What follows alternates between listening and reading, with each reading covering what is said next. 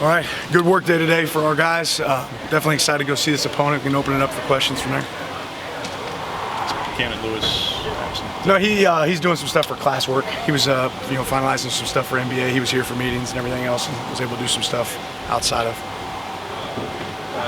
Through 2 weeks, just what do you make of your team's tackling ability so far? Yeah, hot and cold, right? Really good week 1, not as good as week 2, right? So we're drilling it, a lot in practice right now. We're gonna make sure they'll show up.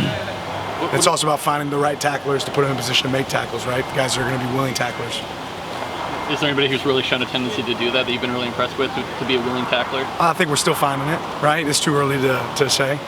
On Monday, you talked so much about the pass interferences and emphasizing that. What have you guys done to coach that up this week, and how did the guys respond to it? Yeah, a lot of drill work. False starts, pass interference, both, right? So creating drills that mimic the game, right, and then creating those moments. In general, how do you think the offensive line has gelled now that you've had a couple of weeks to fix this? Same, kind of hot and cold, right? Moments really, really good, and then moments not good enough. But I think that we'll continue to drive and get better. Those guys are working at it. What has Ope brought in that kind of third tackle, 6th line role, and that 14 personnel package in particular, but even beyond that, just what has he brought in this year? Yeah, he's got great size, and the guy just does everything right. He's a great leader. People don't realize it, but he's one of our best leaders right now as far as what he asks and coaching from the sideline. When he gets his moments, he takes advantage of them and does a good job. I feel like Jackson's handled the center to these snaps, the pre-snap calls, and Alex was a big shoes to fill right there. Yeah, and he's taking a lot of pride in it. I thought he did well in the last game. It was one of the things we commented on, especially with a lot of moving parts, that he handled that well and executed well. How do you think he handled talking about the stems and everything this past week? And I don't know what Hawaiian throw at you in that regard, but as a first-time starter in that kind of capacity, how do you think he handled that component of things, not just the false start capacity, but more the adjustments? Yeah, as a unit, we have to handle it better, but overall, I thought Jackson handled it really well. What is the impact of defensive leader, that linebacker's out for the season? Just what have you seen by way of how many plays were even on film with him, not with him on the field?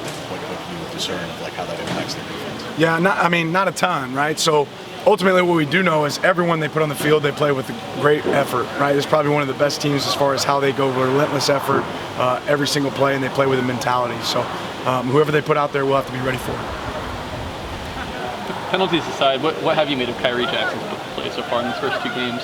Yeah, I think he's done some things really well, and then I think he's done some things that he can improve on, right? He's made some big plays. That interception right after the punt block was a huge play, right? Talk about momentum swing, putting the fire out.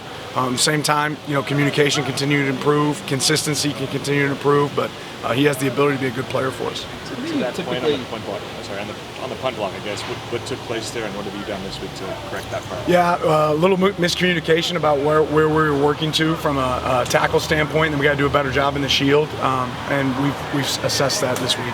Teams always make jumps from game 1 to game 2 and 3. What do you just hope to typically see from improvements from the start of the season until now? Yeah, really the things that we just targeted, right? One, we can't beat ourselves, right? I think part of being here at home with a great environment from our fans is going to be a big part of that. But that, playing a clean game and then playing with the physicality that we know we're able to play with. Mateo's cross chop kind of does like a Euro step around the tackle. Is that something he came here with? And I guess how impressive is it that a freshman can execute that move at the highest level? Yeah, it's something he worked before he ever got here, and it's something he's built and developed even more since he's been here. And there's a couple of our guys that can execute it. Right, the key there is not getting too far past the level of the quarterback when you do it, right, and be able to cut that edge. So something that will work, and something he'll continue to work, and he's done a good job of it. What's Matt Ridley's status? He's not with the team. Silly question, yeah, but they got to change the kickoff song that you guys played. For years it had been Joker and the Thief, and it changed on week 1. Fans noticed that. Is that a team or player-led thing, or is that just something that somebody in ops got involved with? Or I don't know. I didn't know it changed. I didn't know what the song was before. I was watching the kickoff unit. Another silly question. You said the other day you have nothing to do with the uniform selection. Who does? Who's in charge of that process? Is Kenny as a player? Yeah, Kenny meets with our players. Collaborates obviously with the people that give us a great fit with Nike, and maps that out before the season starts. Then we kind of piece it together. Is it different players week by week, or they're? I don't know. Our players help set it up. Good. All right. Thanks. Appreciate it.